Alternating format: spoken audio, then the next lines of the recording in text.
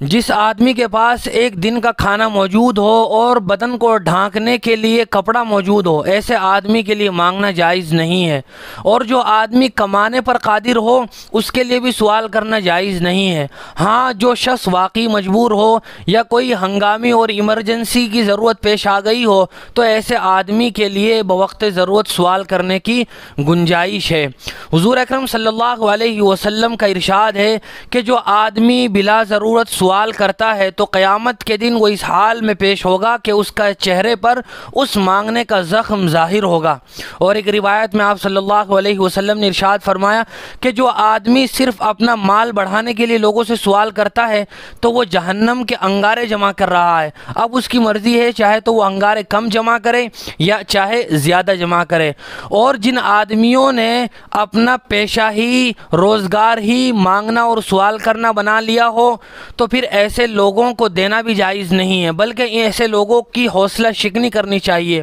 لیکن ان کو سب کے سامنے ذلیل کرنا اور ان کو دھتکارنا بھی مناسب نہیں ہے۔ اگر ہم دینا چاہیں تو دے سکتے ہیں، لیکن بہتر ہے کہ ہم زکوٰۃ کے پیسے اور واجب صدقات کے پیسے ایسے پیشہ ور بھکاریوں کو نہ دیں، بلکہ اپنے محلے پڑوس میں، اپنے رشتہ داروں میں ضرورت مند لوگوں کو تلاش کریں جن کے بارے میں اطمینان ہو جائے، ان کو